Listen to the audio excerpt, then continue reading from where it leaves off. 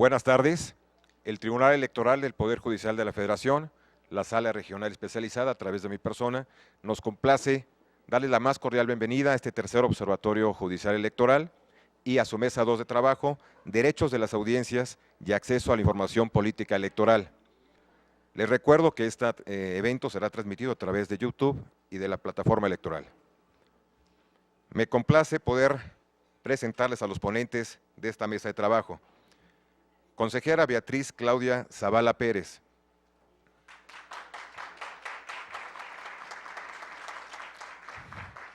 Me voy a permitir a leer una pequeña resumen de todo su currículum. Se desempeñó como directora del Centro de Capacitación Judicial Electoral del Tribunal Electoral del Poder Judicial. De 2008 a 2010 fue consejera presidenta del Instituto Electoral del Distrito Federal, posteriormente consejera electoral.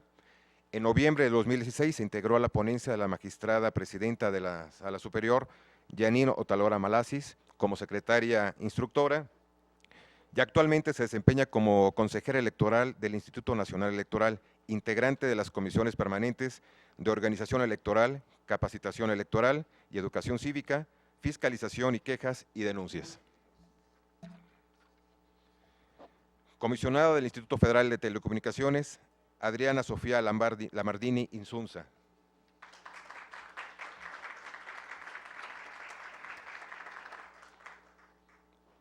Funge como comisionada del Instituto Federal de Telecomunicaciones desde el 10 de septiembre de 2013. Es abogada por la Escuela Libre de Derecho con grado de maestría en Derecho por la Universidad de Columbia, Nueva York. Ocupó el cargo de secretaria técnica del Pleno de la Comisión Federal de Telecomunicaciones y durante 16 años colaboró como asociada y socia de un despacho en el que se especializó en las áreas de derecho corporativo, administrativo y de las telecomunicaciones.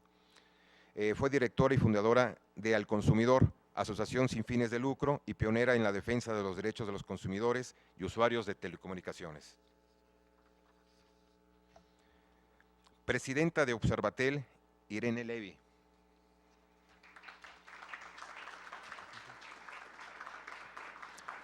Abogada egresada de la Escuela Libre de Derecho y maestra en Derecho por el Centro de Estudios de Posgrado en Derecho, cuenta con estudios de maestría en Administración Pública en el Instituto Nacional de Administración Pública de México, es presidenta de Observatel, que es el Observatorio de Telecomunicaciones de México, es miembro del Consejo Consultivo del Consumo de la Procuraduría Federal del Consumidor y fue miembro del Consejo del Instituto Federal de Telecomunicaciones hasta mayo de 2017.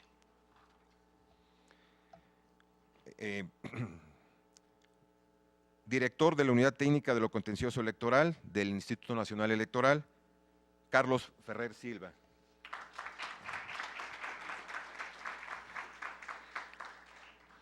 Es licenciado en Derecho, egresado de la Universidad Panamericana, Campus Ciudad de México.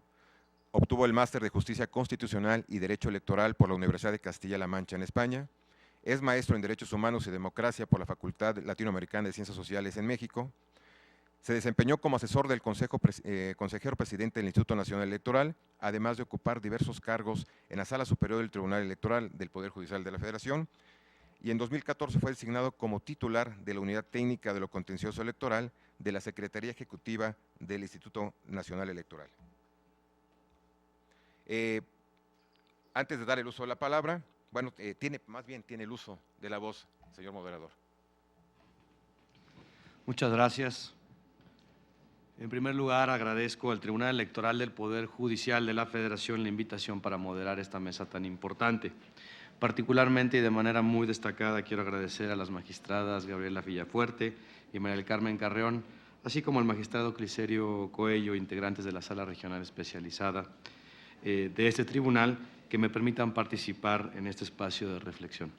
Les reitero mi amistad y mi compromiso institucional para seguir trabajando en la sustanciación y resolución de cientos de procedimientos especiales sancionadores.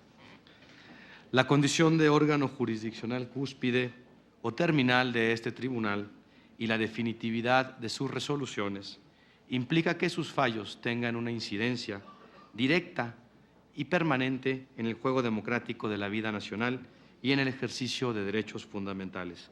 Son palabras mayores. Por ello, este observatorio judicial es de la mayor relevancia en la medida en que abre un espacio crítico, directo y sincero para que el contenido y alcance de estos fallos sean sometidos a la revisión y escrutinio de la sociedad en general y así evidenciar aciertos y fallos a fin de ratificar, corregir, modificar o planear aspectos, elementos o temas que importan a la democracia en lo presente y en lo futuro. ¿Y qué mejor manera de concretar este ejercicio democrático que con el análisis de resoluciones relacionadas con los derechos de las audiencias y el acceso a la información político-electoral? Un tema trascendental que involucra y confluye el ejercicio de derechos fundamentales y la vigencia de principios constitucionales en el marco del modelo de comunicación política de nuestro orden jurídico. ¿Y qué mejor manera de hacerlo que con la opinión, posición, cuestionamientos y aportaciones de expertas en la materia que nos acompañan el día de hoy? Consejera Claudia Zavala, comisionada Adriana Sofía Labardini y la presidenta de Observatel, Irene Levy, a quien le cedo el uso de la palabra. Muchas gracias, muy buenas tardes. Saludos a aquellos que nos están viendo por la web. Agradecer desde luego muy entrañablemente al tribunal esta invitación. Les soy muy sincera, la verdad es que cuando me dijeron derechos de las audiencias y les vamos a mandar 3 sentencias a ver qué opinan, con escepticismo empecé a leer las sentencias y me he llevado una gratísima sorpresa al darme cuenta que las 3 sentencias que nos fueron proporcionadas se basan en la solución en derechos de las audiencias. Una más, diría yo, que específicamente la de Morena contra Canal 40, pero las otras 2 también incluyen los derechos de las audiencias como parte de la fundamentación y motivación de la solución. Entonces yo de verdad agradezco esta oportunidad, que además me acerca a mí como académica a estar más próxima a estas resoluciones que incorporan derechos de las audiencias, mientras otros poderes como el Congreso de la Unión, el Legislativo, se están alejando de ellos. Bueno, yo empezaría tratando de dar un breve resumen. No se me dijo por cuánto tiempo tengo el uso de la palabra, pero… está muy bien. Como ustedes saben, haré un breve resumen. Como ustedes saben, en 2013 viene la reforma en materia de telecomunicaciones a nivel constitucional, telecomunicaciones y competencia económica. Se incorporan por primera vez en la historia, en el artículo 6º constitucional, los derechos de usuarios en telecomunicaciones y de las audiencias. Gran logro para el Estado mexicano, gran logro para los ciudadanos de este país tener estos derechos incorporados en la Constitución, pero como sabemos, incorporar figuras en la Constitución no sirven de gran cosa si no tenemos instrumentos ulteriores que aterricen esos derechos. Instrumentos no solamente a nivel ley, sino a nivel ya disposiciones administrativas, a nivel regulación, que desglosen los cómos. Qué padre tener los qués, derechos de las audiencias, pero si no tenemos los cómos ya traducido en obligaciones y derechos concretos, incluyendo sanciones en caso de que no se cumpla, pues no nos sirve de mucho y es un gran adorno como muchos tenemos en la Constitución hoy en día. Bien, después de esta reforma estructural en 2013 viene la ley reglamentaria, la Ley Federal de Telecomunicaciones y Radiodifusión en julio de 2014 y en esta ley se incorporan diversos derechos, un catálogo, diría yo, de derechos de las audiencias, específicamente el 256, pero hay otros también, que se desglosan varios derechos de las audiencias, específicamente en 2 temas, que es la elaboración de códigos de ética por parte de los concesionarios de radio y televisión y el nombramiento de defensores de las audiencias como parte de los derechos de las audiencias. Se le otorgan expresamente al Instituto Federal de Telecomunicaciones facultades para emitir lineamientos que establezcan el detalle de estas obligaciones de los concesionarios, pero al mismo tiempo derechos de las audiencias.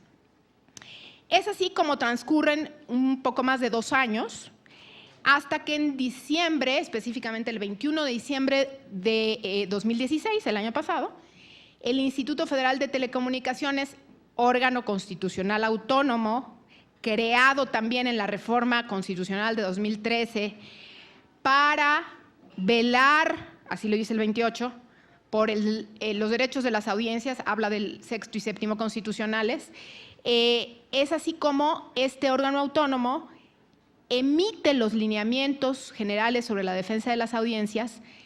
En estos lineamientos lo que hace es desglosar todos los derechos establecidos en la ley y especificar cómo. A ver, tú, concesionario de televisión, vas a tener que incluir tal o cual cosa en tu programación para que distingas publicidad de información. Y vas a tener que poner esto durante tantos segundos, lo que todos sabemos, todos los abogados sabemos que es el equivalente a una facultad reglamentaria. ¿De qué nos sirve una ley que establece cuestiones muy genéricas si no hay la traducción de cómo se debe de cumplir?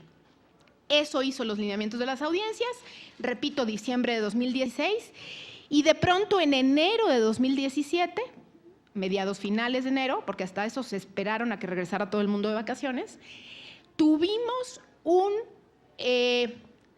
¿cómo se dirá? Un ataque masivo de los medios de comunicación, prácticamente de todos, y no nada más hablo de radio y televisión, sino también de periódicos, diciendo que el Instituto Federal de Telecomunicaciones estaba atentando en contra de la libertad de expresión, tratando de censurar las opiniones de las plumas, de los locutores, de los opinadores, etcétera, etcétera.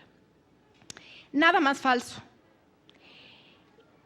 Enarbolados en la bandera de la libertad de expresión, cuando en el fondo lo que se oculta, y no hablo en pasado, hablo en presente porque sabemos que está esto todavía bajo fuego, lo que se oculta es la amenaza al modelo de negocios o a un modelo de negocios de las empresas de radio y televisión comerciales. Ahora voy a decir cuál. Todo esto era bajo pretexto de que un artículo de la ley y por ende los lineamientos de las audiencias establecen que se debe distinguir entre opinión e información.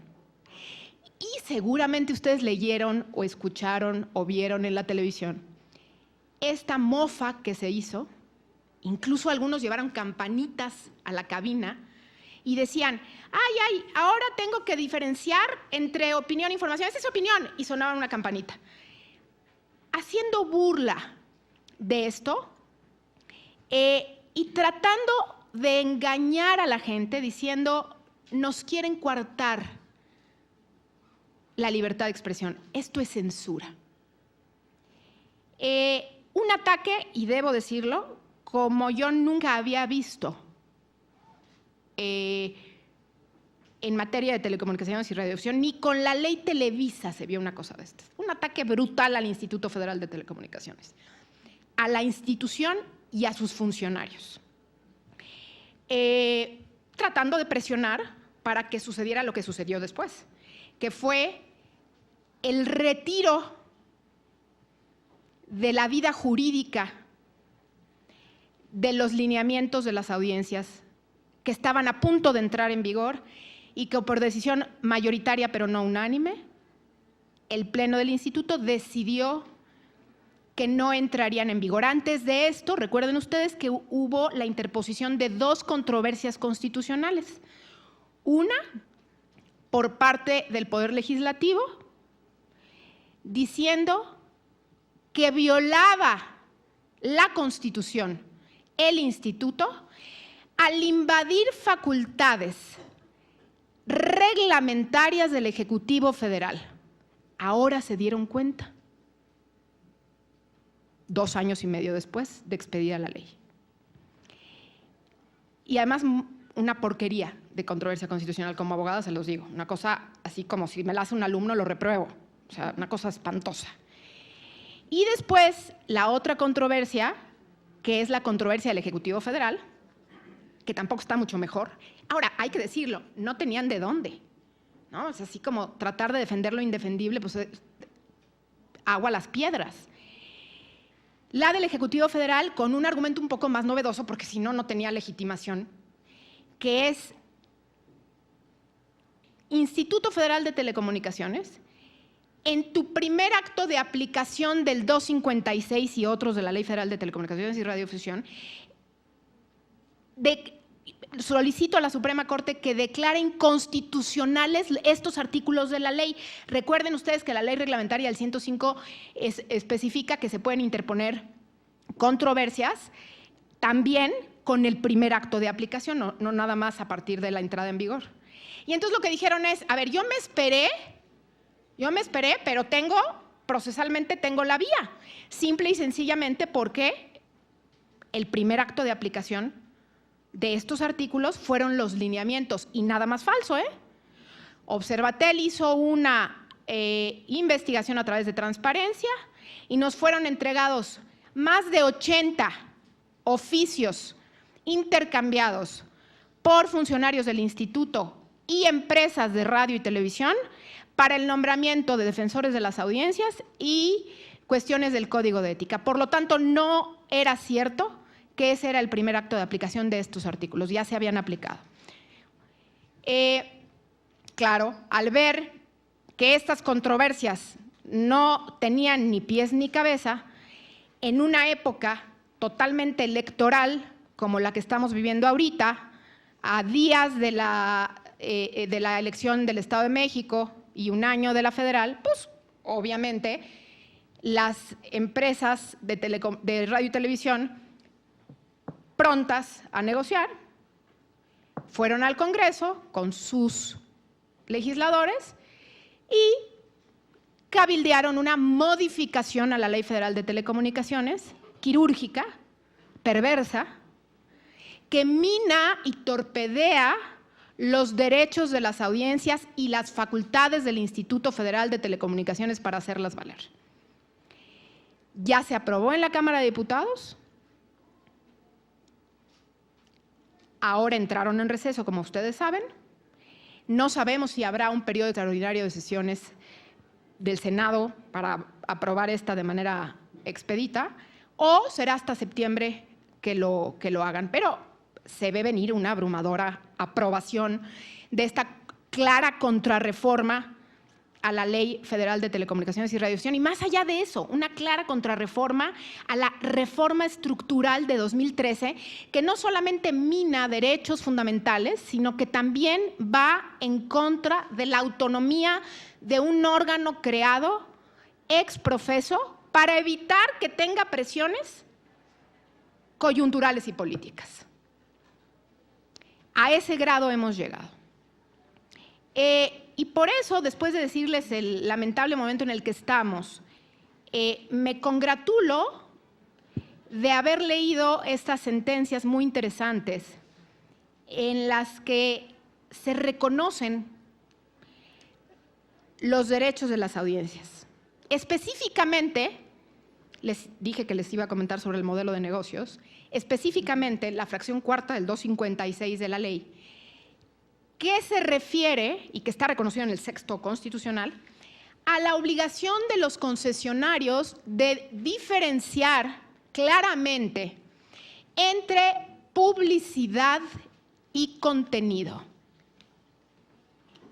Ustedes todos han escuchado la radio y la televisión cuando alguien dice: ¡ay, qué haré! Me duele la cabeza. Ah, tomaré una aspirina. ¿Por qué una aspirina?, le pregunta la otra locutora. Ah, una aspirina porque es la mejor medicina. ¿De verdad? Sí, ¿tú no lo sabes? En fin. Infomerciales. Infomerciales, publicidad disfrazada de información. ¿Qué trata de evitar este derecho fundamental? Trata de evitar que se le engañe a las audiencias.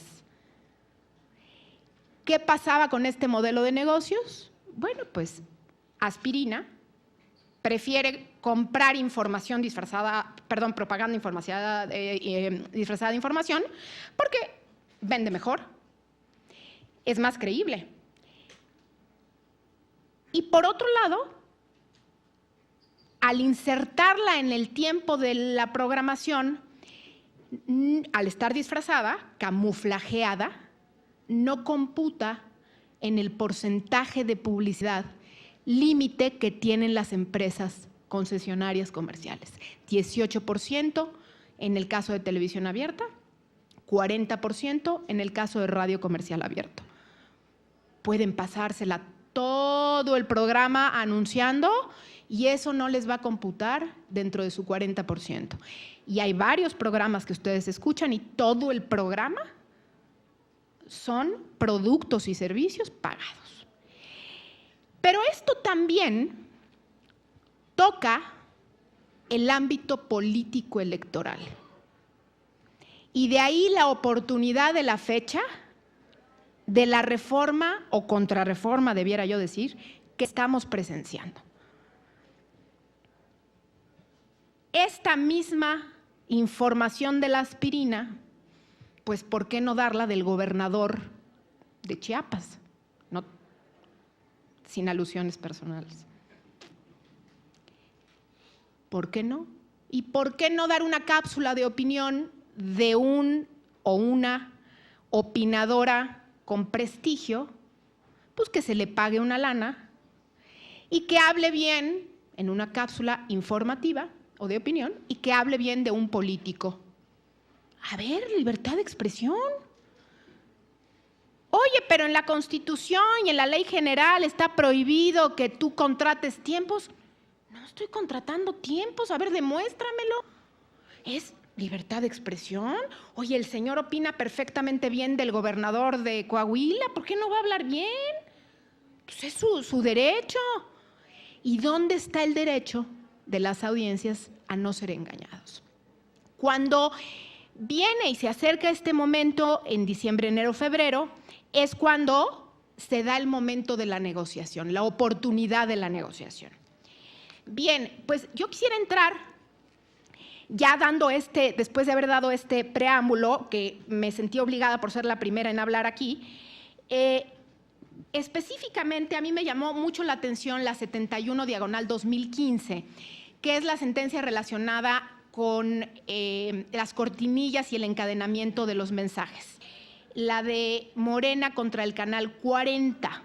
Rápidamente, Morena denuncia a Canal 40 por dos hechos específicos. Dice, a ver, cuando viene la pauta de mi partido y en general la propaganda política, lo que hace el Canal 40 es encadenar todo junto y antes pone una cortinilla que dice a continuación propaganda política. Después regresarás a tus programas favoritos.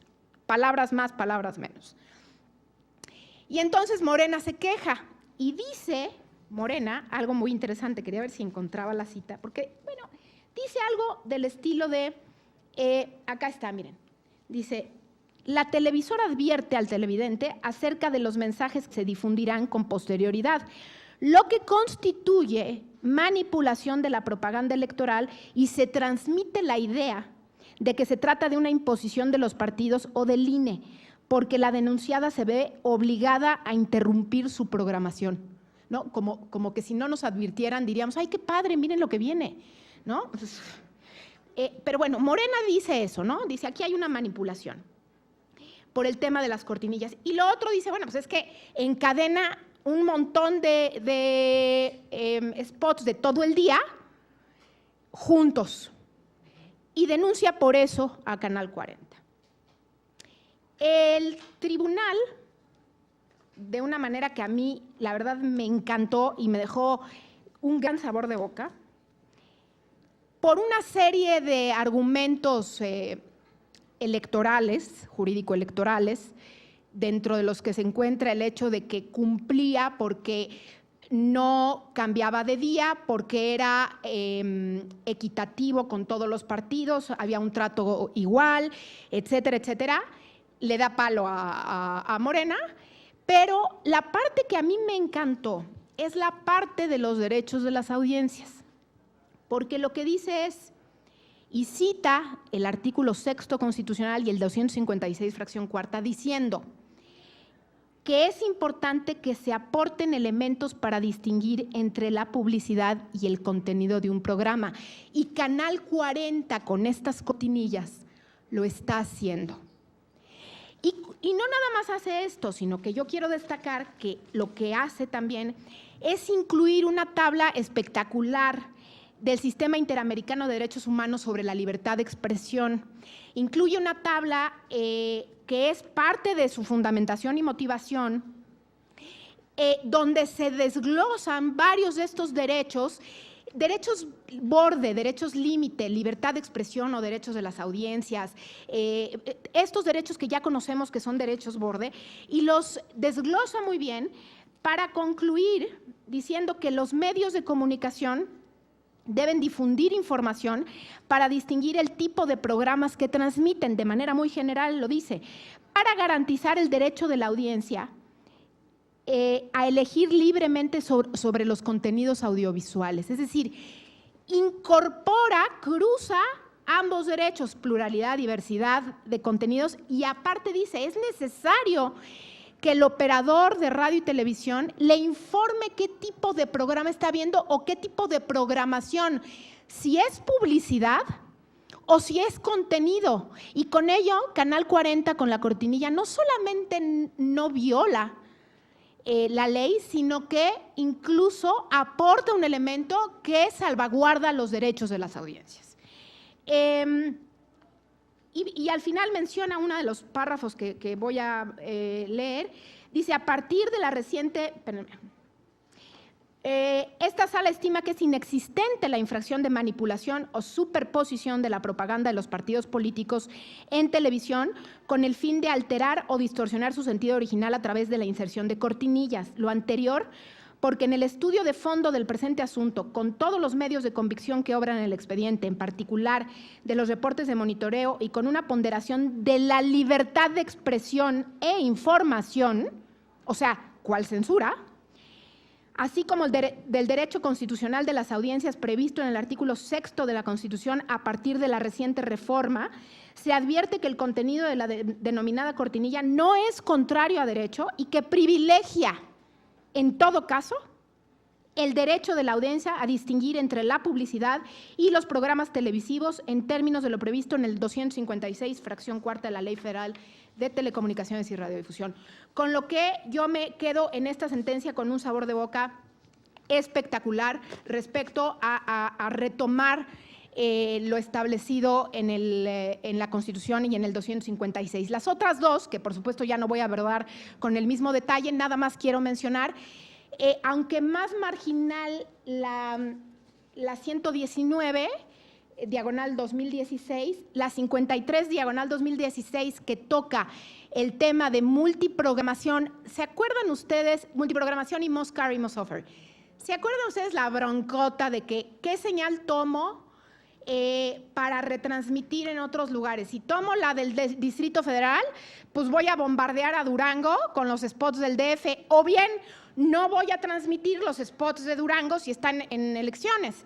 Entonces, era un problema también desde luego, de materia electoral, pero también de derechos de las audiencias por el tema de oportunidad y de derecho a estar informados. Es así como, en el caso de la 53, que es un poco más incisiva en este tema, retoma también los derechos de las audiencias y específicamente motiva en alguna de sus partes la importancia de que las audiencias reciban información oportuna y información del lugar donde ellos están. Entonces, yo me quedo, digamos, muy contenta, muy agradecida, desde luego, por esta invitación y la oportunidad de… Prometo estar más al día con sus sentencias, porque la verdad quedé fascinada. Creo que falta mucho… dar a conocer el detalle de manera muy amigable. En Observatel haremos un intento con estas, por lo menos, porque es muy interesante. Y me quedo con un gran sabor de boca en este sentido y terminaré diciendo, el ecosistema en materia de telecomunicaciones, específicamente de derecho de las audiencias, está a punto de ser minado por una contrarreforma. Tenemos ya el modelo de comunicación política, que ya incluso se ha establecido muy claramente. Claro que siguen todos luchando porque se modifique. Ya está esto, están las obligaciones de los concesionarios, las obligaciones por parte del Estado, del INE. ¿Dónde están los derechos de las audiencias? ¿Y dónde está el organismo garante que pretenden borrar del mapa en materia de los derechos de las audiencias? Es por eso que nos falta. Intentemos, hagamos lo posible. Yo creo que ya está hecho esto, pero intentemos que el Senado no apruebe esta contrarreforma que le da al traste a los derechos de las audiencias y que, disfrazados de un tema de libertad de expresión, lo único que quieren es mantener su modelo de negocios. Y por otro lado, el Estado, el gobierno está feliz, pues porque ya tiene también cómo comprar tiempos, aunque esté prohibido. Y por el otro lado, nos faltaría también, que esto lo he venido insistiendo siempre que me invitan a hablar de estos temas, una ley reglamentaria relacionada con la propaganda política. Es decir, una ley que reglamente cómo contratar los espacios para que no se privilegie a unos medios sobre otros, que no lo tenemos, no hay transparencia, y lo que sucede es que al haber tanta discrecionalidad, se compran líneas editoriales, y eso es un grave problema que tenemos en materia de información y comunicación. No me queda más que agradecer, congratularme por esta invitación que me hicieron y felicitarlos. Sigan citando a los derechos de las audiencias, aunque los quieran ya medio muertos allá afuera, el tribunal que los mantenga vivos. Muchas gracias a todos.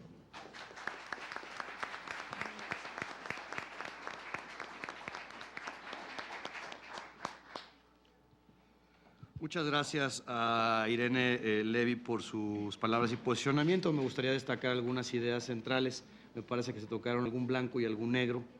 Un negro por cuanto hace a una posición crítica respecto a una inminente o posible contrarreforma a estos avances que se señalaban y que permitirían o afectarían los derechos de las audiencias en los términos que ha señalado. Y una parte blanca o positiva en términos de que el eje central de las sentencias que se han analizado sí protege y tutela los derechos de las audiencias de manera muy enfática a través justamente de la ponderación de derechos, de privilegiar el derecho y el acceso a la información, así como los tratados internacionales. No, evidentemente no abarco todo la intervención, pero básicamente han sido las ideas de esta exposición. Dicho lo anterior, a continuación le doy la palabra también por 25 minutos a Adriana Labardini, comisionada del Instituto Federal de Telecomunicaciones. Por favor.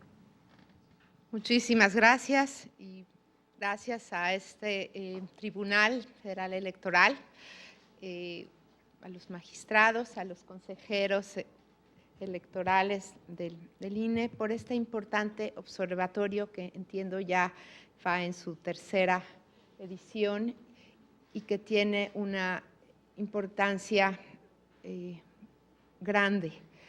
El democratizar y difundir cómo se va construyendo el derecho a través de las sentencias del tribunal es trascendente para ciudadanos, para partidos políticos, para candidatos y para la construcción de un Estado de Derecho, porque finalmente de lo que estamos hablando aquí y de lo que habló la maestra Irene Levy magistralmente es de cómo queremos y cómo vamos a construir un Estado de Derecho efectivo, que del texto constitucional pase a la vida diaria de los ciudadanos, quienes no solo puedan ver derechos reconocidos, derechos humanos en la Constitución y tratados internacionales, sino que los puedan vivir, los puedan ejercer y que puedan ser justiciables, y es en donde los tribunales, sean jurisdiccionales o administrativos, y en último caso la Suprema Corte de Justicia, juegan el rol fundamental de cómo hacer justiciables los derechos. Porque si no lo son, entonces el Estado no puede ofrecer válidamente la promesa de una tutela efectiva de los derechos y en este caso del de libertad de expresión y acceso a la información, que reiteradamente a través de los artículos 6º, 7º y 28 constitucional, se insistió en que el Estado garantizará la tutela efectiva de estos derechos, refiriéndose a la libertad de expresión y el acceso a la información. Mucho más fácil será para mí poder transmitirles a ustedes los aspectos que igualmente considero maravillosos y esperanzadores de esta sentencia que mencionó Irene, pero habiendo ella dado este contexto y antecedentes de cómo se llegó a la construcción de una reforma constitucional y de una ilegal, pues me hace la vida mucho más fácil y lo agradezco mucho, porque pues sí, hay que tener el contexto de dónde venimos y a dónde pensábamos que queríamos ir con estas reformas que han sido importantes. Reformas en 3 ejes: sustantivas, en cuanto a reconocimiento por primera vez de un derecho que no estaba reconocido, es decir, los derechos de las audiencias. Reforma en cuanto a un nuevo diseño institucional, con la creación de un órgano constitucional autónomo como es el Instituto Federal de Telecomunicaciones, tanto como regulador de estos sectores, pero dice el 28, y sí, desarrollo eficiente de telecomunicaciones, radiodifusión, remover barreras a la competencia, en fin, regular los servicios, las redes, pero para garantizar efectivamente estos derechos de los artículos 6º y 7º.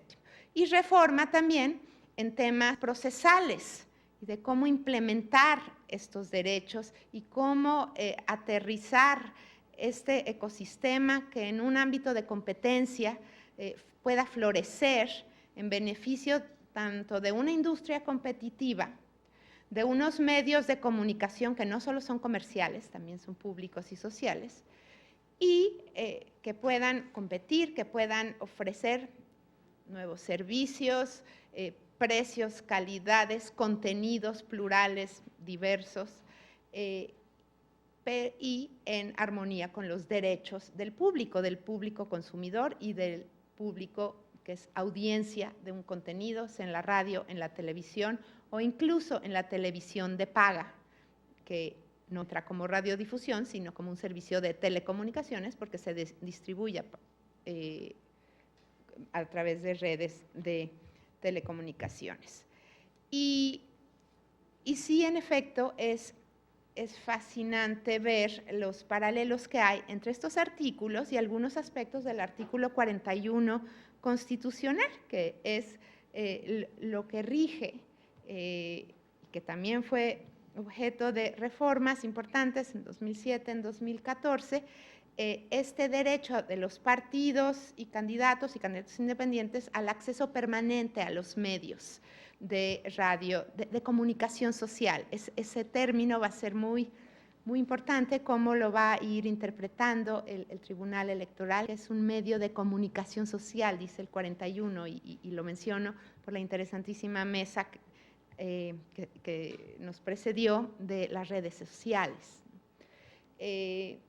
Y bueno, yo quisiera primero concentrarme en esta sentencia por la trascendencia que tiene para los derechos de las audiencias, pero antes hacer un parangón de cuáles son los bienes jurídicos tutelados en el caso que tutela el Instituto Federal de Telecomunicaciones y cuáles son los que tutela el Instituto Nacional Electoral y que hace efectivos el tribunal, porque hay semejanzas y hay diferencias, y también cuáles son los incentivos de todos los actores que están aquí involucrados, de la ciudadanía, los partidos políticos, los medios de comunicación, las audiencias también de información de otro tipo, no solo política y electoral. Y creo que es importante distinguir o ver qué se está tutelando y en esa medida ver cuándo entra en acción la libertad de expresión o cuando entra otro derecho humano, que por serlo es de igual jerarquía que la libertad de expresión, y cómo tratar de armonizarlos. Por supuesto que en ambos casos hay un derecho de las audiencias al acceso a la información.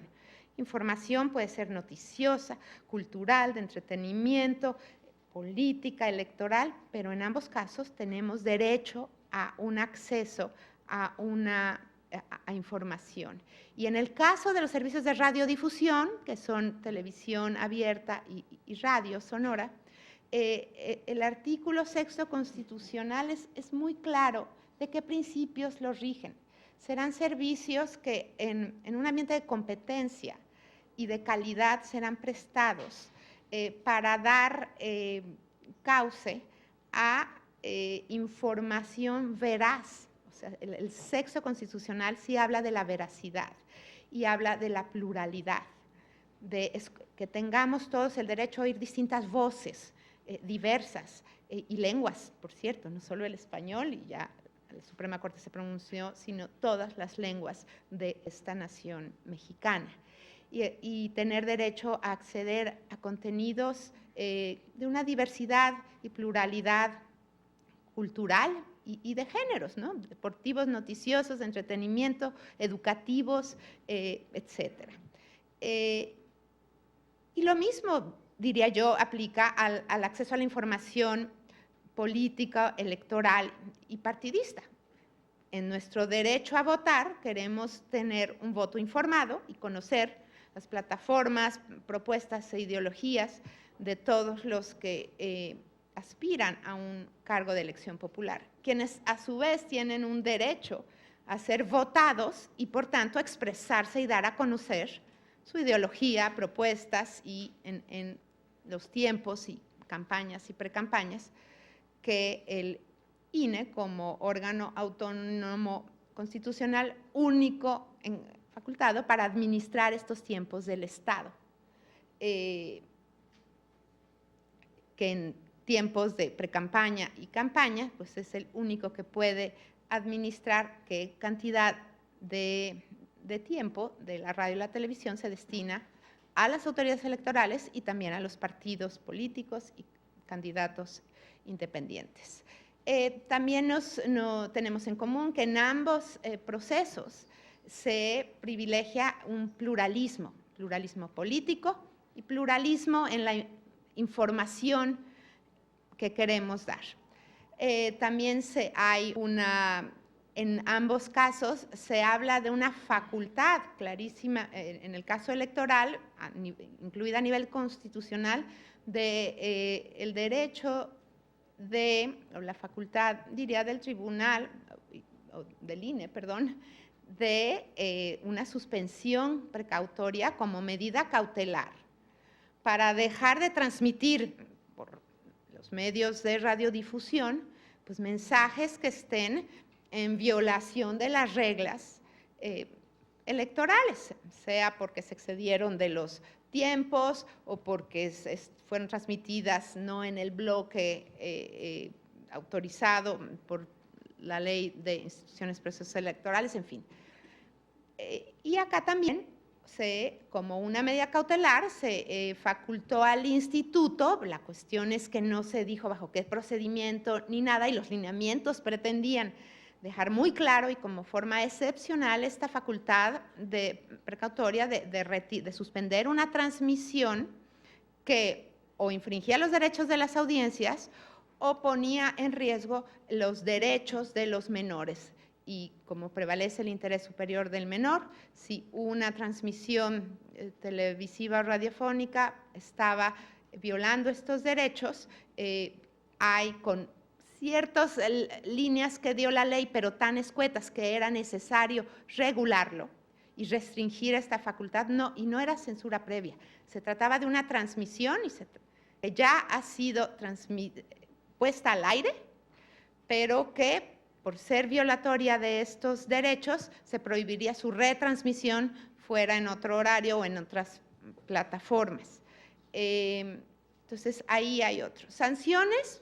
Bueno, hay un claro régimen de sanciones en materia electoral, basado de acuerdo a la infracción, y hay un régimen de sanciones que ahora, con esta reforma, que estamos a la mitad porque ha sido aprobada por la Cámara de Diputados, pero falta aprobarla en senadores, se va a acotar dramáticamente, y pues regla sin sanción no es regla, solamente permitiéndose sancionar 3 cosas: el exceder los tiempos máximos de publicidad, como estaba en la ley, con un porcentaje, con el doble de los ingresos que haya reportado la publicidad, lo cual va a estar bien difícil calcular, pero bueno, si tú excedes estos tiempos máximos de publicidad que mencionó Irene, se le sancionaría con el doble de ese ingreso.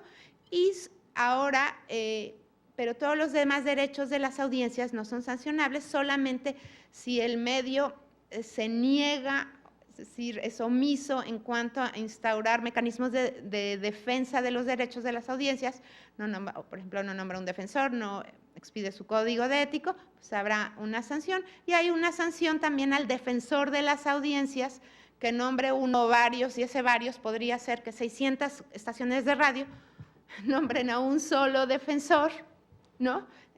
Le den un presupuesto ridículo y le lleguen 10 millones de quejas, y a ver cómo va a desahogarlas si no tiene una estructura, presupuesto y personal adecuados. Entonces se le puede sancionar al defensor.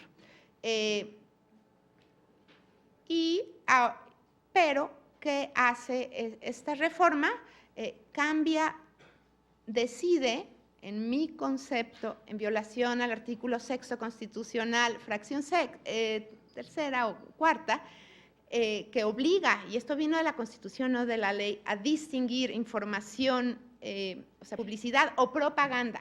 Y ahí también tenemos esa clara coincidencia en materia electoral, y en materia no electoral hay que distinguir, ya lo explicó Irene, información noticiosa o periodística de la publicitaria, comercial o propaganda.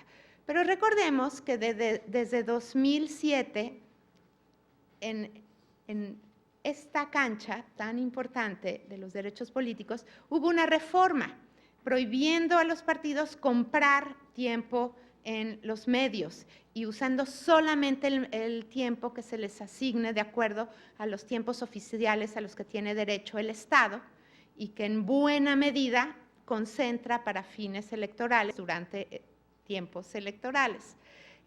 Al prohibírsele y aquí hay un artículo maravillosamente escrito por el doctor Lorenzo Córdoba en la Constitución comentada, en la que más de 150 autores contribuimos para comentar con motivo del centenario de la Constitución. El doctor Córdoba comenta el artículo 41 y señala que aquí, a diferencia de, es decir, sí, por supuesto hay una libertad de expresión, pero uno de los principios rectores en materia electoral es una igualdad en la contienda. O sea, si no regulo en qué medida y bajo qué reglas los partidos tienen acceso a un recurso escaso, que es el tiempo aire, lo cual se diferencia de las redes sociales de Internet, de los medios, pues entonces nuestra democracia sería una democracia, más bien una plutocracia. El que pueda comprar más tiempo de radio y televisión tendrá muchas mayores posibilidades de acceder al poder político, porque por el enorme impacto a nivel psicológico de la publicidad y la propaganda en la toma de decisiones de las personas. Y como no queremos ese modelo, se reformó la Constitución y se dice se ajustan los partidos a los tiempos que les dé el INE, de acuerdo a una serie de reglas que ustedes conocen mejor que yo. Y siendo ese principio tan importante, el que no sea el más rico el que llegue al poder, y el que haya una equidad, un piso parejo para competir políticamente, pues el incentivo y la naturaleza humana está en tratar de evadir eso, y como ya no puedo ni recibir donaciones para comprar más tiempo aire, pues trataré de ver cómo a través de programas noticiosos, pues convenzo a algún comunicador que opine mucho, que hable, y tienen toda la libertad de opinar el tiempo que quieran. Pueden dar una noticia en 30 segundos y opinar 1 hora, pero si esa opinión va a inclinar las preferencias de la ciudadanía por un partido o un candidato, pues eso podría estar en clara violación de las reglas electorales. Y ahora lo que se pretende en la reforma es que este modelo de autorregulación absoluta, por cierto, yo critico en un artículo que escribí recientemente porque no sé si un modelo de autorregulación garantiza la tutela efectiva de un derecho humano. ¿Y quién va a ser el responsable? O sea, el Estado, dice la Constitución, es el garante de ese derecho. Pero la ley, como la quieren reformar, la Federal de Telecomunicaciones, es a través del Código de Ética, los medios decidirán cómo protegen los derechos de las audiencias, cómo garantizan que no se excederán de los tiempos máximos, cómo garantizan los derechos de las audiencias con discapacidades, o sea, cómo harán accesible, cosa que también regulaban los lineamientos, y cómo garantizarán que distinguirán efectivamente publicidad o propaganda de información. Todo eso estará en el Código de Ética y dicen sin que el instituto pueda emitir reglas, reglamentos, lineamientos algunos, el Código de Ética tendrá un contenido totalmente libre y opcional para cada medio que tenga una concesión. El nombramiento de defensores, además de que tenga 35 años, no esté condenado por delito doloso y no haya laborado en el medio de comunicación los años previos, puede ser quien sea, no importa qué tan independiente, imparcial y que debe tener conocimientos en comunicación. Pero entonces un modelo de autorregulación, ¿cómo va a ser efectivamente tutelado? ¿Cómo va a ser justiciable? Si las audiencias consideran que sea por cuestiones electorales o por cuestión de que fueron engañadas porque estábamos en medio de una noticia, sí, de una noticia, la que ustedes gustan, y de repente me dicen que compres, esto lo oí en una estación de radio, estaban discutiendo una noticia sobre Donald Trump y de la nada una de las conductoras de ese programa noticioso dice, tengo colesterol, pero compren chía, consuman cápsulas de chía, que aquí en el estudio vendemos, y se echa un rollo de la chía, el colesterol y la diabetes de 15 minutos y dice, ahora sí vamos a un corte comercial. Bueno, si alguien, cualquiera de ustedes, se sintiera agraviado por eso, porque estábamos hablando de Trump y ahora me venden una cápsula de chía, ¿cómo va a ser efectivo? La ley nos dice que a través del amparo indirecto. El amparo indirecto, ¿quién va a ser autoridad responsable? Si el instituto, órgano regulador constitucional, se le está prohibiendo regular. Entonces tendrán que ser como concesionarios de un servicio público de interés general.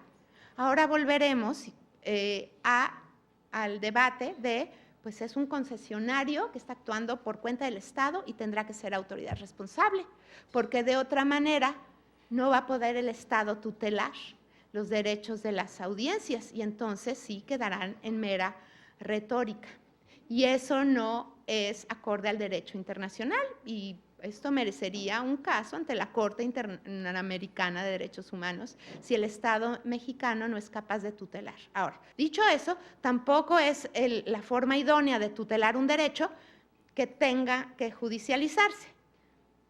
El acceso a la justicia y el costo de la justicia, cada vez que no se distinga información de propaganda, cada vez que no se respete horarios o clasificaciones o el lenguaje de señas mexicanas o tantos derechos de las audiencias que se enuncian en la ley, las personas van a tener que poner de su bolso para llevar a cabo, para contratar a un abogado que les lleve un amparo indirecto. Bueno, entonces esa apuesta es una apuesta a la impunidad y una apuesta a que México no avance como Estado de Derecho. Los estados de derecho se definen como aquellos, o sea, en los que se puede medir el grado en el que se respetan las obligaciones y el grado en que los ciudadanos pueden ejercer libremente sus derechos.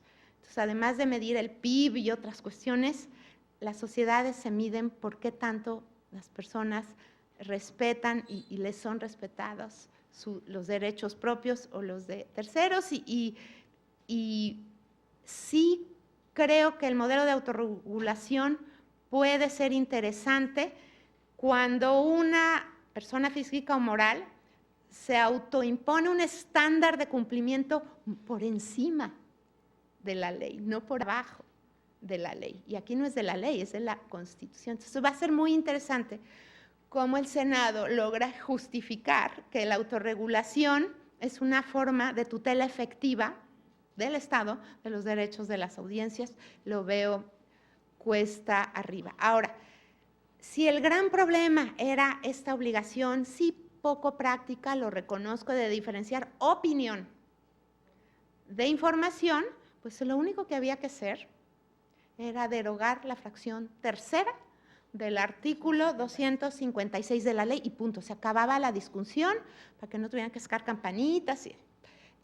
Ahora, si derogado eso, alguna estación emisora habla de un candidato 5 horas, y es su opinión, pues creo que el INE y el Tribunal Electoral podría evaluar si eso viola las leyes electorales, ya que el instituto no podría hacerlo. Pero ya no era necesario amarrarnos las manos para ser un órgano regulador que no regula la radiodifusión, solo las telecomunicaciones. No era necesario prohibir estos lineamientos que atendían muchas otras cosas que no tenían nada que ver con la distinción entre propaganda e información. ¿Qué va a pasar con las audiencias con discapacidad, con los horarios, con el procedimiento de suspensión precautoria, con la clasificación? Ahora, y por eso, y parece que, miren, ellos siempre hemos coincidido en muchas cosas, es increíble esta sentencia. Pero lo increíble de esta sentencia también es el caso. O sea, fíjense, los radiodifusores que se han opuesto a estas plecas, o sea, a que en los lineamientos obliguemos a diferenciar, solita el Canal 40 lo hizo. O sea, decidió poner una cortinilla. ¿Por qué? Y aquí es donde viene la diferencia entre cuestión electoral y no electoral. Miren, el incentivo natural, humano, de la televisión comercial es a tratar de vender el mayor número de espacios publicitarios. De eso vive y está bien, es su derecho. La materia electoral le estorba y su incentivo es a reducir al mínimo los espacios de los anunciantes políticos, no comerciales, o sea, los partidos y los candidatos. La televisión y radio comercial le ponen la carpeta roja a los anunciantes. Y no quieren decir, ahora vas a privarte de tu programa porque vamos a pasar a estos 3 minutos en los que voy a anunciar pan, leche y autos. Pero sí lo quiso hacer. Lo que viene a continuación son 3 minutos de mensajes electorales y luego regresas con tus programas favoritos. Pero fíjense, ahí el canal lo quiso diferenciar con la cortinilla. Me parece interesante también, y ese es un tema que tanto los tribunales especializados como el Tribunal Electoral, yo estoy segura, están en continuo análisis de la deferencia al regulador. Y me pareció muy sabia esta sentencia porque dice, miren, yo no me voy a meter si esto tiene un efecto psicológico en la ciudadanía de que en 3 minutos volvemos a tus programas favoritos. Lo único que sé es que no manipuló ni alteró los mensajes electorales, y en cuanto a empaquetar todos los mensajes en una barra X, en un horario, se supeditó el tribunal a decir, al principio de legalidad, los medios de comunicación sí tienen el derecho de decidir cómo van a respetar estos 2 minutos por hora. Si todos los mensajes de todos los partidos de corrido, empaquetados, o los van diferenciando. Y como está permitido, dijo, pues entonces Canal 40 no infringió nada. Esta deferencia va a ser importante y va a ser un tema para el Tribunal Electoral en la medida que también haya temas de calumnia. Esa es otra cuestión. En nuestro caso, sí hay un mandato constitucional de veracidad en el de ustedes también, de que no se calumnie a instituciones, cómo se va a aterrizar la veracidad, que creo que es importante, perdón, en información noticiosa, pues si nos vamos a dedicar a dar noticias falsas, cosa que hasta las redes sociales les está preocupando, pues no veo eso como abone a la libertad de expresión. Entonces, ¿cómo sin menoscabar esta libertad se va a poder sancionar a quienes no digan la verdad o quienes calumnien? Pues va a ser interesante. Por todo ello, creo que es un caso maravilloso que invoca esta diferenciación de opinión e información. Ya no lo va a poder seguir invocando si se deroga ese artículo de la ley.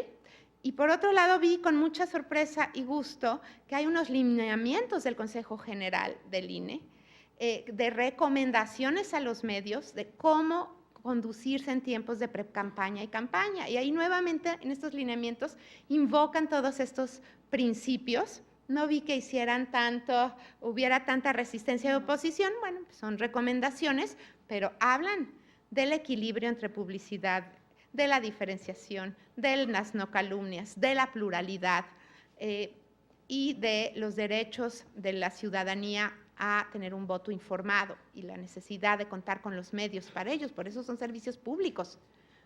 O sea, no es cualquier negocio, vendo tortas, no. Es un medio indispensable, no el único, pero sí indispensable para un Estado democrático y para el acceso a la información. Agradezco mucho su atención, máxime siendo esta hora, y creo que hay mucho que aprender de estas sentencias. Gracias.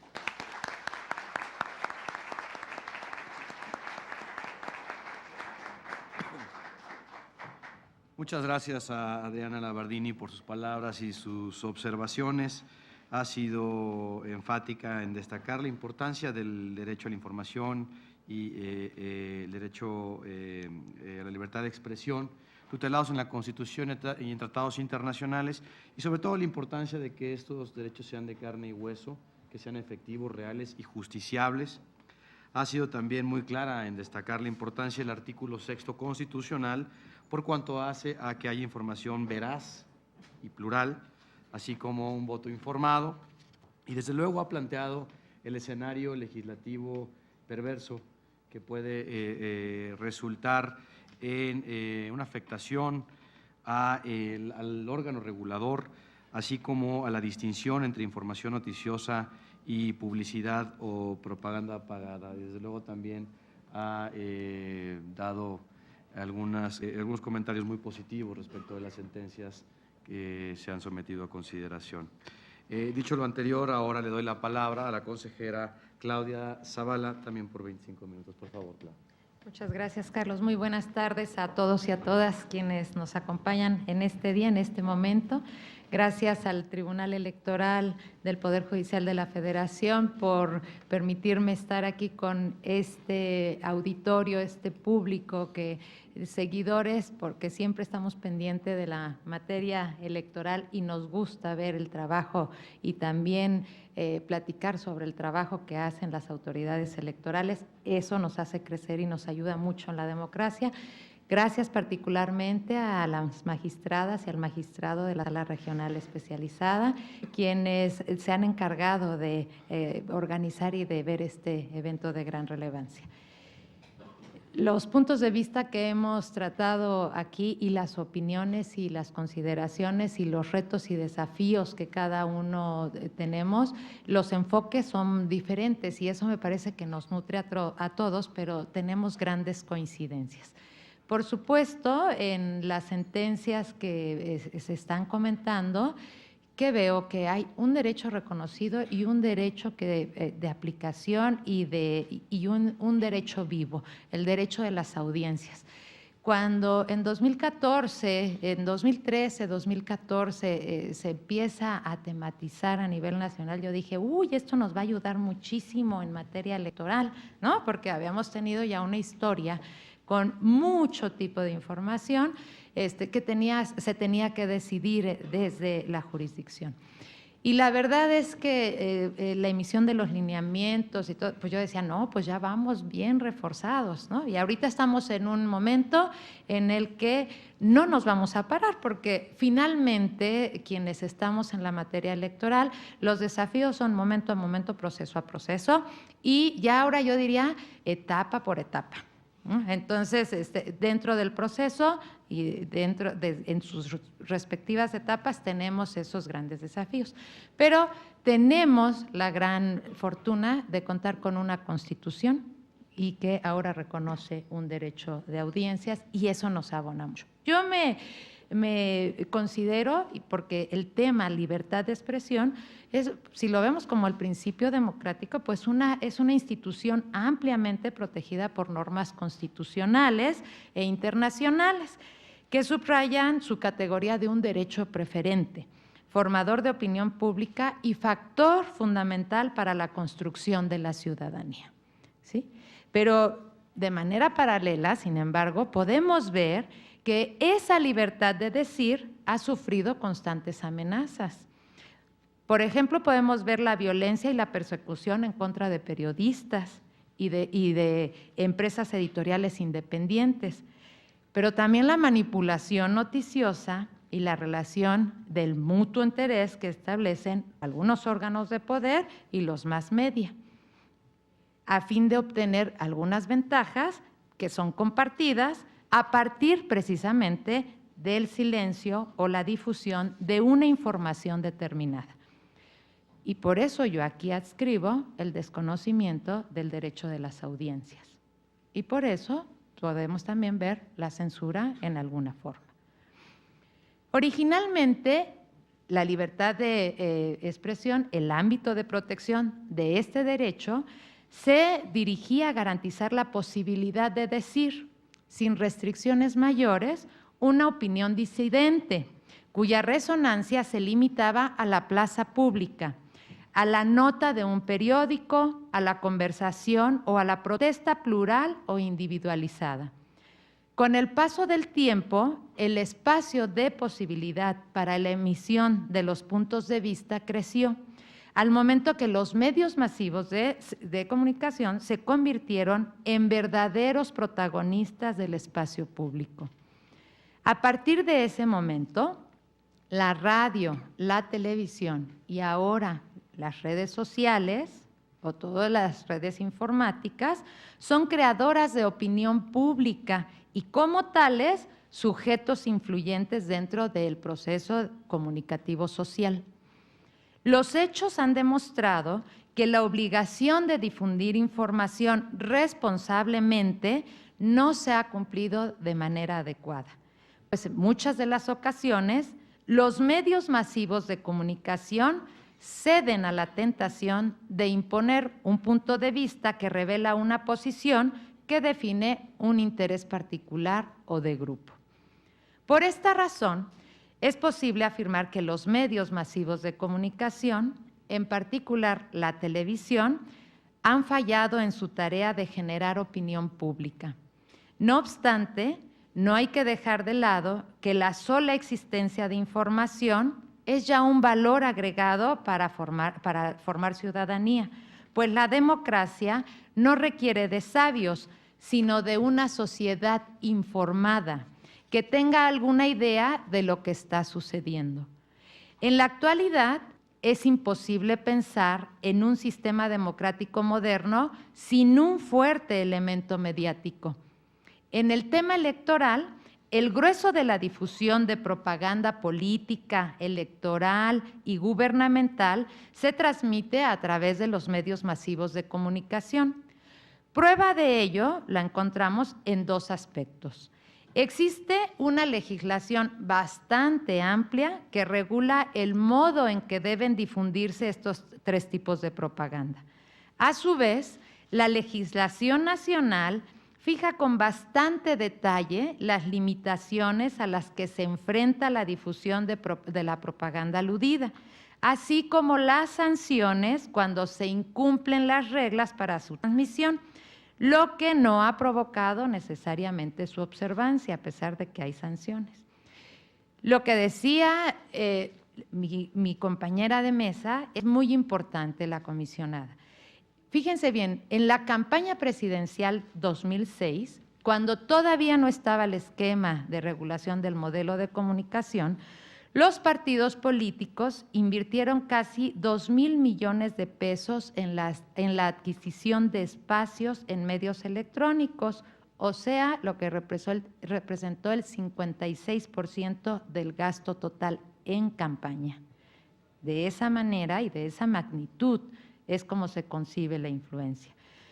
Como consecuencia de este modelo, de ese momento, vino la reforma electoral 2007. Ahí se incorporaron las nuevas reglas, las actuales del modelo de comunicación política, teniendo como base un modelo de acceso más equitativo a los medios masivos de comunicación y la igualdad de armas en la contienda política y en ese espacio mediático. A pesar de este aparente equilibrio que en la promoción de las candidaturas e imagen de los partidos políticos, esta circunstancia no tuvo el impacto deseado en el contenido de las campañas electorales. Un ejemplo que ilustra esta afirmación es que gran parte de los conflictos que se han suscitado en el ámbito electoral en los últimos años son precisamente los derivados por las violaciones al modelo de comunicación política. En el proceso electoral 2014-2015 se presentaron 433 procedimientos especiales sancionadores, de los cuales 102 denunciaron violaciones a las reglas del artículo 134, que tiene que ver con los principios de neutralidad, propaganda gubernamental y promoción personalizada de servidores públicos. 86 por calumnias, 49 por adquisición o contratación de tiempos en radio y televisión, 100 por difusión de otra propaganda ilegal, 28 por supuestos actos anticipados, 16 por un uso indebido del padrón, 10 por incumplimiento de medidas cautelares, 18 por uso indebido de la pauta y 24 por otras razones que se podrían agrupar de forma general. La reforma de 2014, si bien introdujo elementos sustanciales para el fortalecimiento del sistema electoral, no se incluyeron ni modificaron aspectos pendientes del modelo establecido en 2007, como puede ser la duración de los spots.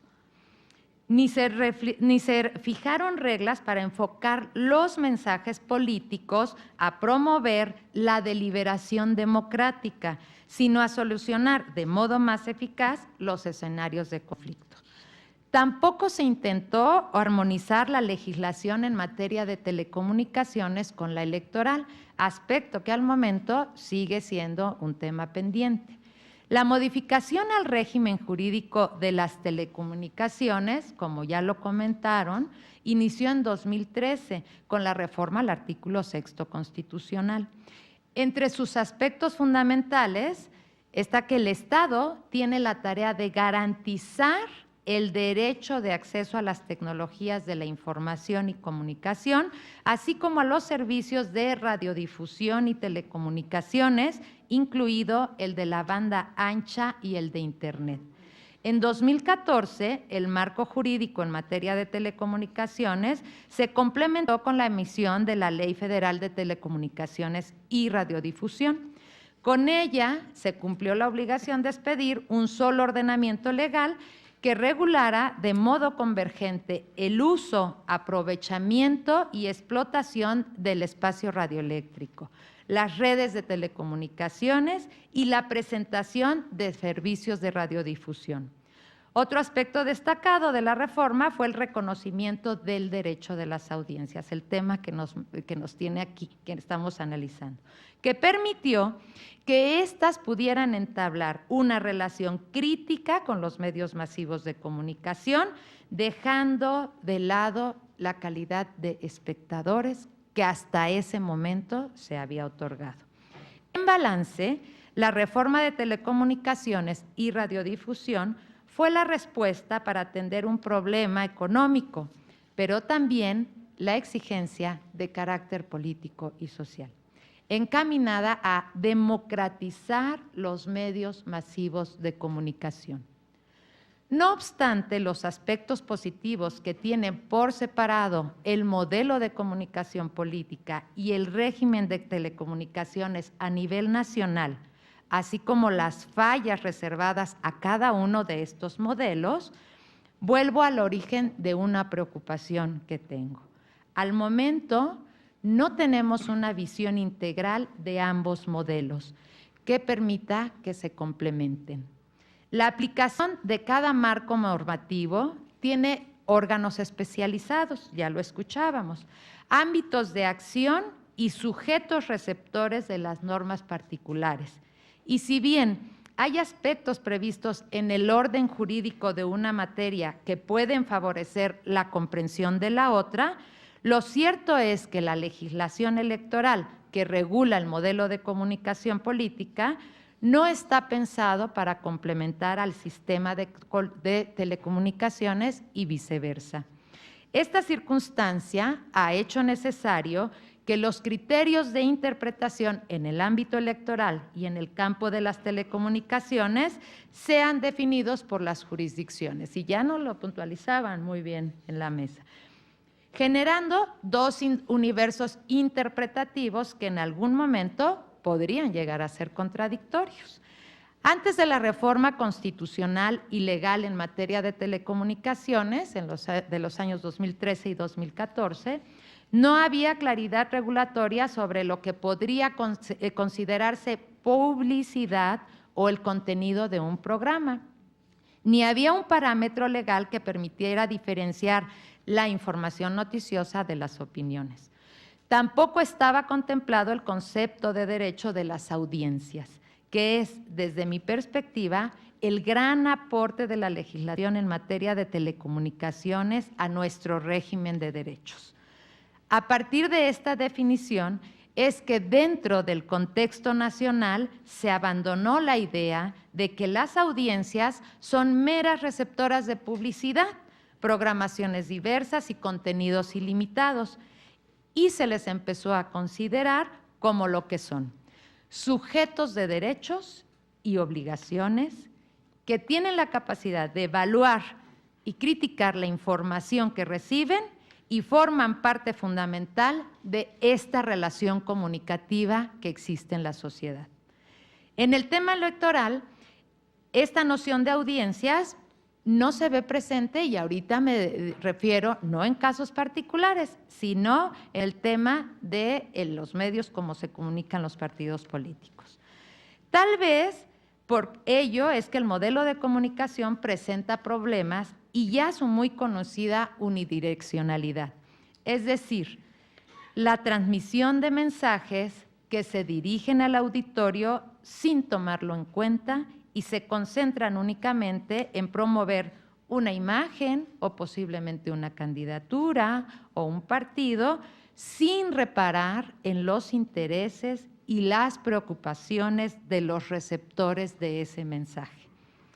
En el sistema de telecomunicaciones y radiodifusión, las audiencias tienen derecho a opinar sobre los contenidos, información, programación y publicidad que se transmite mediante la radio y la televisión, al menos eso dice la ley, a través de la figura de los defensores de las audiencias, que fungen como instancias que reciben, documentan, procesan y dan seguimiento a las observaciones, quejas, sugerencias y peticiones que provienen de las audiencias.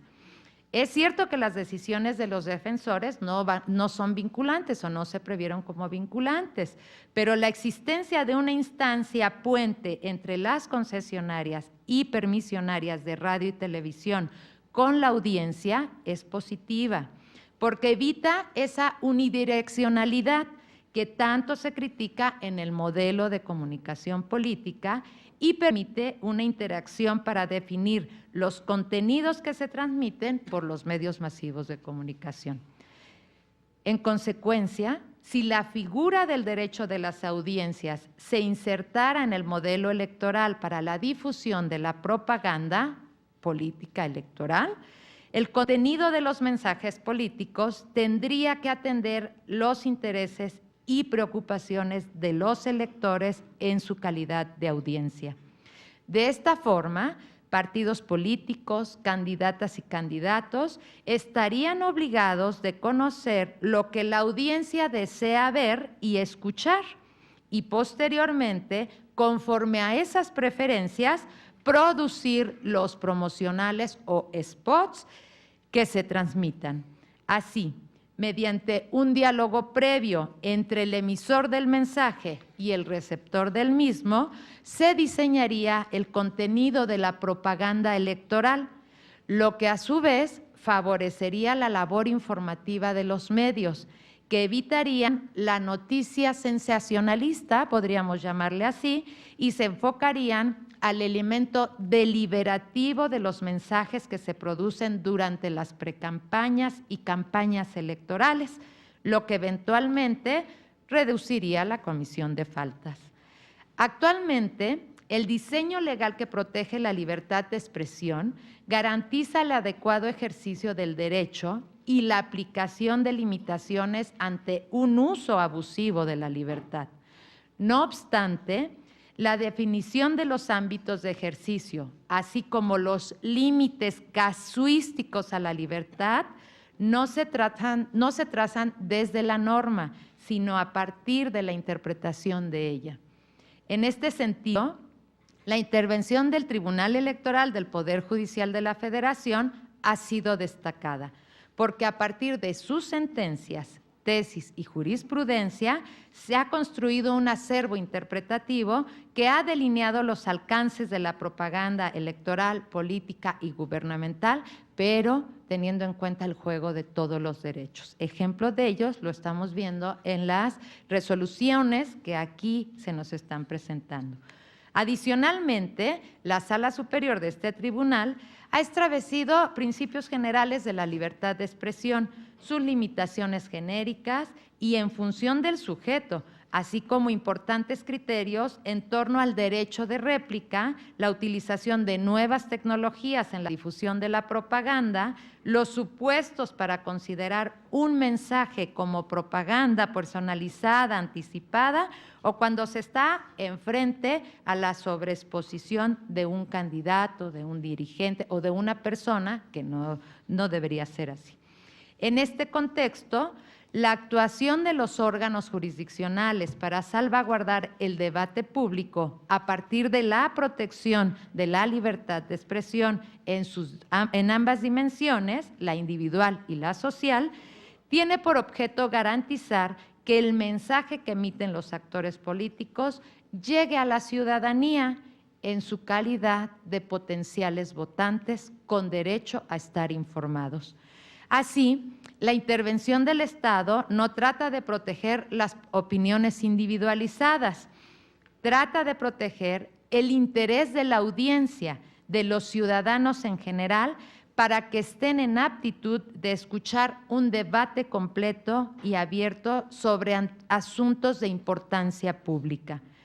Retomando la idea de una integralidad del modelo de comunicación política y el sistema de telecomunicaciones a nivel nacional, resulta relevante que dentro del contexto político, los receptores de los mensajes no solo reciban la propaganda electoral y política en su calidad de potenciales votantes, sino también de televidentes, de radioescuchas y cibernautas que forman parte de la audiencia y como tales tienen los derechos propios de esta audiencia, de estar informados de manera oportuna, veraz, plural, sin discriminación.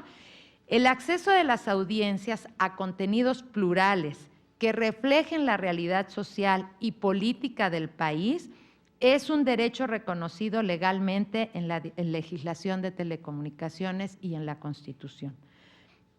En el ámbito electoral, este derecho ciudadano se traduce en un derecho a la información en materia político-electoral, circunscrito a la posibilidad de que el electorado cuente con la información suficiente para emitir su voto durante las elecciones.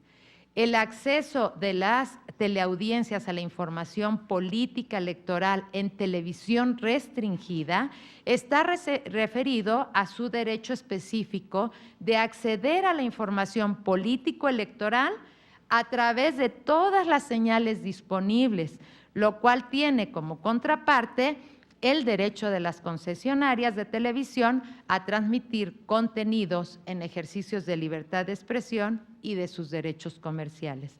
Las obligaciones legales y reglamentarias trazadas a cargo de los concesionarios de televisión restringida tienen por objeto garantizar la retransmisión de los mensajes político-electorales originalmente difundidos por los concesionarios de televisión abierta, evitar la difusión de propaganda gubernamental durante las campañas electorales locales o federales y favorecer el derecho ciudadano a la información y la promoción de la equidad en las campañas.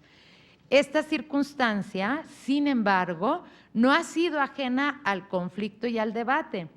Las concesionarias de televisión abierta y restringida se han quejado con la misma potencia de los costos técnicos y económicos que les provoca la retransmisión de mensajes en las señales restringidas, por lo que han cuestionado jurisdiccionalmente el modo en que la autoridad electoral ha definido los términos en que deben retransmitirse los mensajes político-electorales de televisión abierta a través de televisión restringida. Lo ilustro brevemente con el caso que se tuvo. Con motivo de los actos preparatorios del proceso electoral 2014-2015, el Comité de Radio y Televisión del INE aprobó el acuerdo por el que se aprueba el modelo de las pautas para la transmisión en radio y televisión de los mensajes de los partidos políticos y candidatos independientes en las precampañas, intercampañas y campañas federales. En el punto de acuerdo cuarto establecía la pauta para el proceso electoral federal tenía que ser elaborada por la Dirección de Prerrogativas. Esta notificó los oficios a las diversas televisoras. Posteriormente, el representante legal de la comercializadora de frecuencias satelitales, a raíz de la impugnación de TV Azteca, solicitó la aclaración del acuerdo a la que dio respuesta el Comité de Radio y Televisión mediante un acuerdo diverso que se impugnó en la sala. Lo que se les dijo en la sala es que se pusieran de acuerdo. Y al final del camino se dijo, si no se ponen de acuerdo en esa manera porque se veían imposibilidades que después fueron posibles, ¿no? Pues la autoridad lo iba a establecer. La reconstrucción de ese conflicto de la falta de acuerdo entre concesionarios de televisión restringida y abierta, así como la dificultad para ubicar la competencia del INE y el del IFT para establecer las reglas de negociación entre los concesionarios, revela la necesidad de repensar ambos modelos. Al analizar el marco jurídico que regula el modelo de comunicación política y el respectivo que rige sobre el Sistema Nacional de Telecomunicaciones y Radiodifusión, es inevitable concluir que ambos modelos no se pensaron para ser complementarios, sino que son equidistantes. Y si bien en un esfuerzo de funcionalidad y sistematicidad puede haber una lectura comprensiva de ambos, es ineludible llegar a la consideración de que las antinomias y conflictos que existen entre una y otra normativa solo son solucionables a través de la jurisdicción y de la judicialización. Un modelo integrado de comunicación política y de telecomunicaciones y radiodifusión no supone la simple hibridación de un marco normativo. Cada uno puede sobrevivir perfectamente siendo independiente del otro, pero eso sí, contando con vasos comunicantes que permitan la coordinación, la claridad y complementariedad necesarias. A lo largo de mi intervención propuse que una de las grandes carencias de la legislación electoral es uno de los grandes aciertos de la normativa en materia de telecomunicaciones, el reconocimiento de las audiencias a recibir contenidos plurales que reflejen la realidad social y política del país sin carices discriminatorios y con contenido informativo de valor. En este sentido, mucho aportaría a este derecho de las audiencias que, de iniciativa propia, los partidos políticos incluyeran en sus promocionales, además del mensaje y de la presentación de las candidaturas de las personas que ostentan la candidatura, información relativa a su plataforma, a sus propósitos, a sus propuestas de gobierno, para con ello motivar la deliberación propia del ejercicio democrático. La ciudadanía está esperando una respuesta de todos los que participamos en el Estado. Todos tenemos la obligación de fomentar la información. El ciudadano es el soberano, él va a decidir, pero tenemos que darle la base que contenga esa información para que pueda tener una decisión libre e informada. Muchas gracias.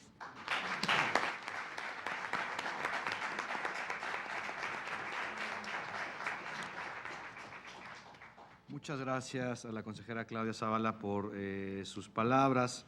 Ha destacado la importancia de la libertad de expresión en cualquier sistema u orden democrático, derecho fundamental que no está ausente, desde luego, de embates y de manipulaciones que pueden hacerlo no efectivo.